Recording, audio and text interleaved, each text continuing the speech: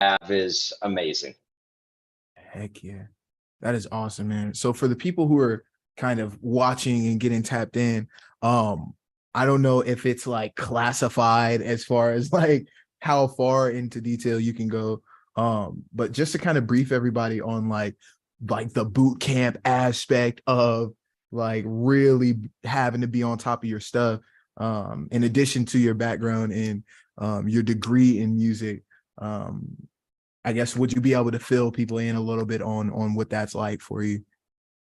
Um, I could do a little bit and everything. I can't go into a lot of detail and stuff. They have their own.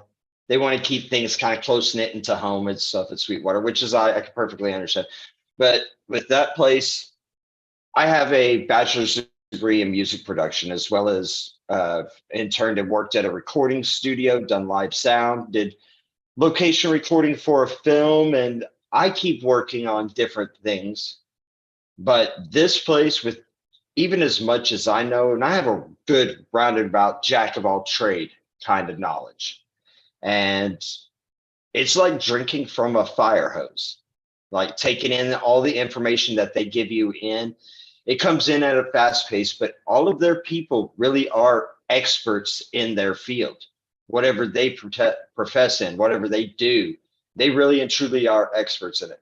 I've worked along with guys that have been doing this with Sweetwater for 30 plus years that were engineers and still are, that work on big name records with big name artists. Sometimes we have those people come through Sweetwater and everything else. They might have a workshop, or they might just be hanging out in the mall cafeteria part of the Sweetwater facility. Really amazing facility. If you haven't ever seen it, I definitely suggest going to at least scope it out. It's a great place. Heck yeah, man. That is awesome. That is super awesome.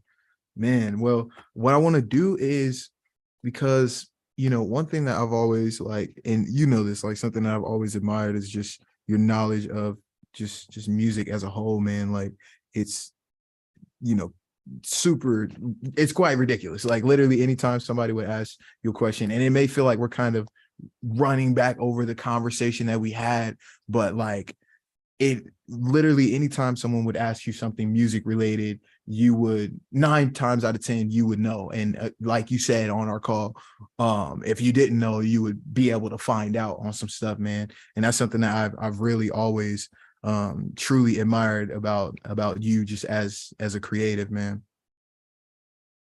Well, I appreciate that. But I mean, you got to learn something new every day. It's how you know you're alive. So if someone gives me the opportunity to learn something new, then I'm going to take them up on it, especially if they're needing help with it. Uh, Knowing how to research things on the fly is very important and stuff to do in something like that. But if you're in the zone in your workflow and you have an idea, but you don't know how to quite do what you want, you need to research it real quick and get right back to it before you lose that flow. You know what I Right, mean? right, exactly. That's big facts, man. And I know me specifically, like when I first started working at the store, I'm not somebody who's known much about music theory at all. Like I've just YouTube University, you dig what I'm saying? And like I know there were a lot of times where, some situations would be kind of too complex for my experience, and you would be right there, man, and just really on top of it as far as the knowledge goes, and being able to provide those resources on the spot. Because of course, like I can, we had computers at our disposal. So, I could be like, oh, I'm not sure. Jason's not around nowhere. So boom, let's Google this together on some stuff. Uh, but like it's always really cool to be able to have that freaking library of knowledge on the spot, man. Like it's really almost watching someone like do magic when you would break down some of these concepts, even when like the situation that you brought up as far as like us like doing a video of you teaching how to hook up a PA to a sub, man. Even stuff like that, which of course I'm gonna have to find, and we'll be able to get that put out for your content as well, man. But I'm really excited for people to really get a glimpse of exactly how much you have to offer when it comes to just knowledge about music, man. Um, So Well, yeah, uh, I appreciate that. And I mean, hooking up the subs, that's something that, hooking up a powered sub with powered speakers to a mixing board, that's something that you and I went through every day and stuff at the old GC, you know?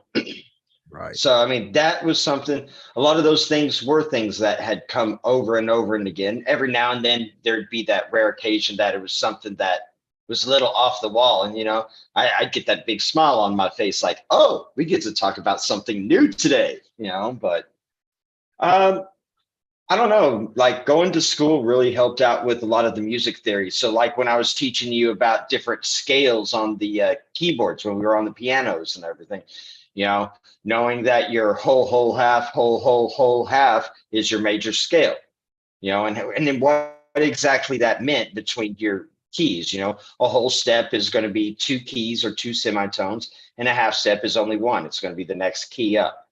So, and you go through your major scale, then you learn about other weird scales, which actually the piece that I'm writing was one of the scales that I was telling you about, which was the enigmatic scale, which really I can't even explain exactly how it goes because you've got four notes that are semitones apart. So you'd have B sharp, C sharp, D natural, E flat, and then it would go to F sharp, G sharp, A sharp. And it's just really sounds kind of freaky. You think of almost film music and stuff like a thriller scene. So you got that do do do do do do do. Almost you can almost get an Egyptian flavor in with it and everything. It really has a Mm, really nice. It has a just jump because you've got four notes in between that E flat and that F sharp, or well, two notes in between because it'll go E flat, E, F, and then F sharp. So you've got, instead of just one single note or key in between the two notes, you've got two notes in between there. Just kind of spreads it out more, gives it kind of a jump, weird flavor. wow, But that is and wild. then That is super wild. and like what I was saying earlier when I was doing that, on the glockenspiel over here, one of the best ways to do that would be to either put an overhead mic, a condenser over, but like I said, I haven't gotten this room treated yet. So the sound when it hits these walls would just all bounce around and it would actually give you a really muddled and almost, oh, I'd like to say echoey, but it wouldn't sound as nice as echo. It doesn't sound as nice. I tried it once already. It was not working out. Yeah, But, you have a properly treated room, you have the right equipment, you could do anything that you want and everything. So, I yeah, mean, it's yeah, all man. about you then coming up with the pretty much urge and having a muse, someone as an inspiration, something to inspire you to write. Right. Some people could probably just whip out really bland cookie cutter stuff all day long, but like I know you, I'm the same way and stuff.